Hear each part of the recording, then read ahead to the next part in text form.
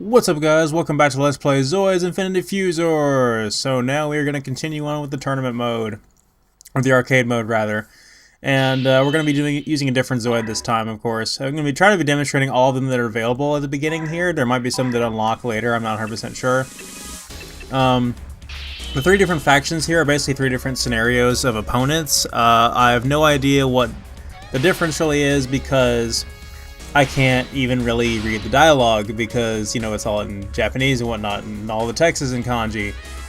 So I chose the Shield Liger here, one of my favorite Zoids I would like to demonstrate, and of course you guys see me use this quite a bit in the other game. And I'll also be using it in Versus 3, of course.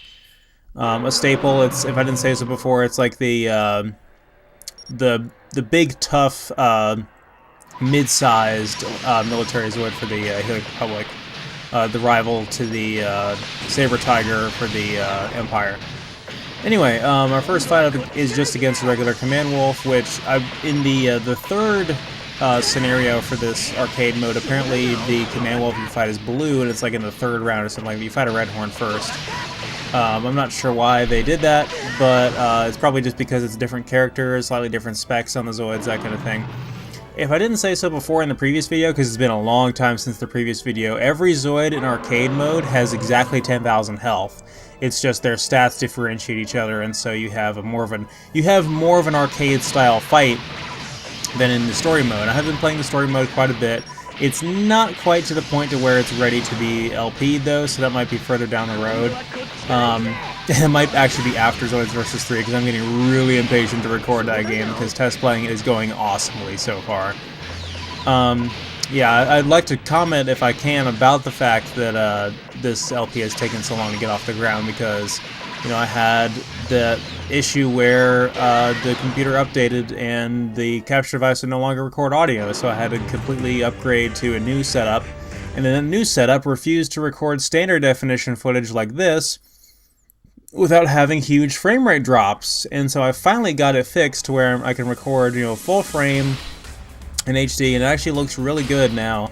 I mean, I know it does look a little bit choppy, but it's actually more genuine than the old capture device did. It may seem like a little bit slower, but this is actually the true resolution of the game is going to offer you. This is just not that great of a looking game, honestly. I talked about that before in the previous video. Just the textures are not very good, and despite the fact that the PS2 is technically more powerful than the GameCube, they really didn't do a whole lot with the technology as far as this game goes. Like the environment textures look bad, and the audio compression is not that great. But it works, and it definitely has very fluid controls, even though they are incredibly fiddly to get used to.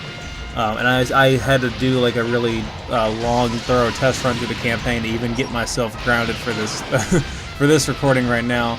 But it seems like I'm doing okay so far. The second fight here is against a Red Horn. And if you remember in Zoids Chaotic Century, the fight between Van and his Shield Liger against what's his name, Rosso's Red Horn. So we all know how that went. Red Horns I still think are pretty good in most of the games that they're in. This one's not going to put up a fight. He does have a pretty powerful cannon there, so we do got to be careful for that. I demonstrated the shield there. You can manually trigger the shield on the Shield Liger by holding both weapon buttons at the same time. That's your number 3 button there. And of course, if this was on an arcade stick, it would make a lot more sense. And the weapon placements would make more sense too. Shield Liger had weapon 1 is that cannon on his back, which should be able to rotate and pivot, but it really doesn't in this game, at least. And it has a very slow moving projectile, so it's very tricky to hit enemies with it, especially ones that are faster Zoids, smaller, faster Zoids. So I'm going to be trying to use it patiently. At least it does a decent amount of damage. And then the weapon 2 slot is the missile pods on the side there, which deal a pretty good amount of damage. They home in just like the ones on the Command Wolf did in the previous video. But anyway, yeah, so this is hopefully a better looking recording than the previous videos and all the ones I did with the old capture device. And I like the way it looks. I think it's pretty satisfying. I kind of like the again, this arcade mode we're playing now is exactly the same. It's essentially a port of the arcade game that you'd be playing in the arcade cabinet, Zoids Infinity. Zoids Infinity Fuzors is just the PS2 port that has the campaign added on.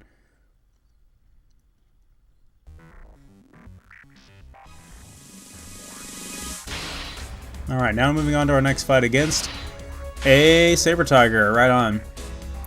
I have absolutely no idea what that pie chart means there next to the map. If anybody knows, then please let me know. Honestly, despite the fact that I've had almost a year to research this game in the interim of test playing and all that, I really haven't learned much about the game. Like, it is shocking and very frustrating how many people know absolutely nothing about this game, and how little information there really is about it, because everything is untranslated and nobody has played it, at least not the way that I've played it. You know, they haven't played it on their PS2 in America. You know, they probably played it on the emulator with some kind of translation or something. I don't know. I don't like emulators, and that's not the way I record. So, yeah, the Sabre Tiger should be a fair match for the Shield Liger, but they are, of course, I have the upper hand being the player, but they are statistically speaking very evenly matched. I haven't tried the Sabre Tiger yet in this game. I imagine that it behaves pretty well. Might actually have a better selection of weapons than the Shield Liger.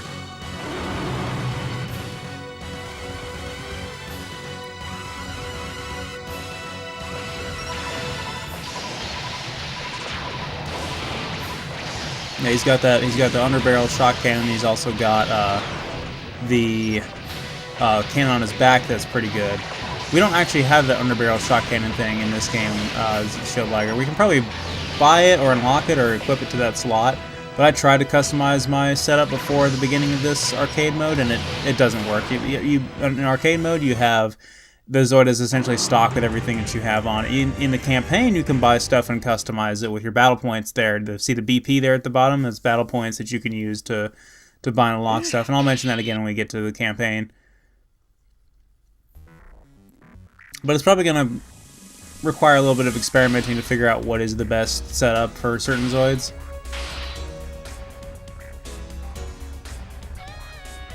Alright, now we're going up against the Judo Store, which, as you guys know, are very tough opponents, and according to Chaotic Sentry, this is we've all been fighting Zoids that have been at some point rivals to the Shield Liger, and this is the one that actually defeated it, so we might be in for a bit of a challenge here.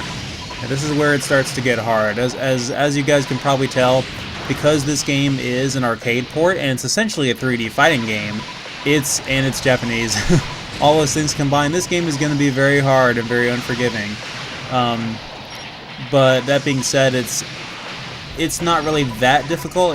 The controls are just really fiddly. The AI does some really random stuff too. Like, for some reason, they have this tactic of wanting to go completely behind you and hit you from behind because they know that you cannot turn around in time to react, and it's really frustrating.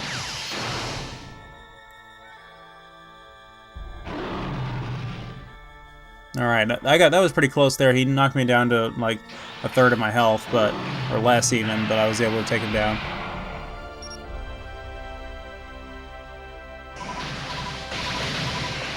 Really, I've used the Command Wolf more than anything else in this game so far, so the Shield Liger does feel a little bit slow, and the side steps that I'm doing to reorient myself and dodge attacks and whatnot feel just a little bit more sluggish than they would with the Command Wolf, but everything is working fine so far. Ooh, that was nasty.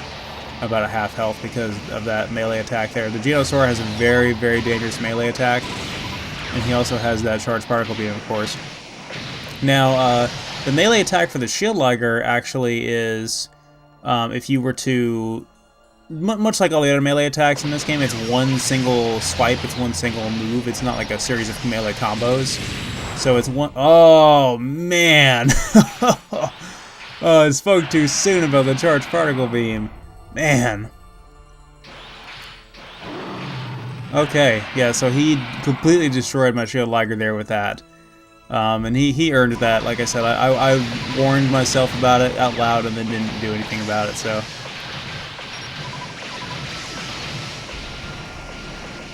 But yeah, the nice thing about it is the shield melee attack that you do with the Shield Liger actually does quite a fair bit of damage, and when the shield is deployed, you can't take damage. Like I said, you can manually trigger the shield as well, and you can run into an enemy with it and knock them back and stun them. But I just like the AoE of the Shield Liger's melee attack. It takes a little bit of practice to get used to where it's going to go exactly, and you have that other melee attack there with L1 that is just like ready to slash like that. But I prefer to use the shield one if I can help it. Alright, we got pretty lucky there. That could have ended very badly. That was the toughest fight yet so far.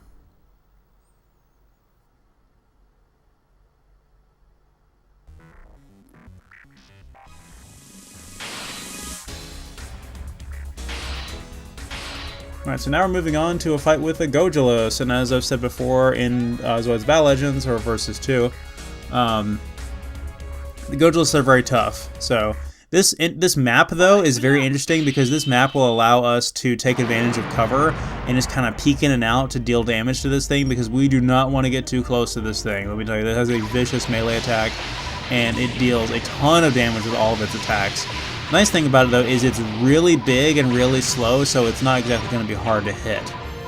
Especially when we have, you know, homing missiles and we can hide behind these buildings here.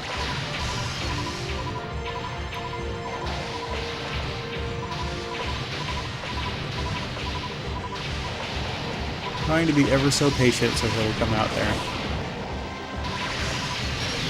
There we go, alright. I wish I tried to do some research on figuring out what the translated names were for our opponents, because there's a little dialogue sequence every time we transition from fight to fight. And these are all named characters, but I don't know who any of them are. I wish I could tell you guys, but the information is just not available unless you find some way to translate the game. If anybody has a translation of the game they could show me so I could inform you guys of what these characters' names are and the significance of fighting them, I'd really like to know. But luckily, Versus 3 is a little bit more forgiving for that, because at least in Versus 3, the tournament modes for that are, you know, you still have the tournament modes that are the characters from the anime, so I'm at least familiar with them. And then you have the characters that are, you know, returning characters from other games in the series, like the other Zoids Versus games and Zoids Saga. So yeah, I'm gonna get a little brave here. That was some stupid stuff right there, getting right up in his face. So we are pulling silly shenanigans in this fight. All right, we want to get away from him because we're too close here. Get behind some other structures and try to catch him off guard.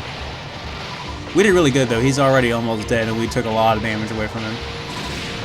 We're not doing too bad ourselves. We can afford to take a few more hits before we go down.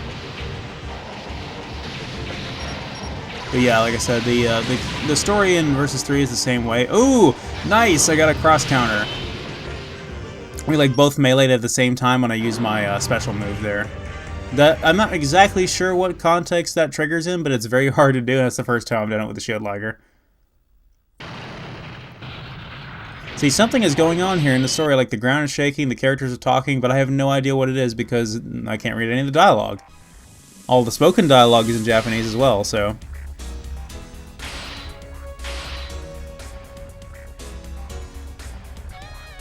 But yeah, the arcade mode or the tournament mode in the Battle Legends series, or the Versus series rather, you don't have this problem because there is no story to go with it. But there is an actual story mode in Versus 3, of course, and I'll do my best to just kind of play along with that. Alright, and we're up against an Iron Kong now. This is going to be the last fight for this video, probably. This guy is really tough, and he has a or it's actually a girl piloting it. She has some very powerful missiles and some other weapons as well. There's a missile rack on her back that shoots a big missile into the air that comes down at you. That one's pretty easy to dodge, but that barrage that she hit us with at the beginning of the fight is what I'm really worried about.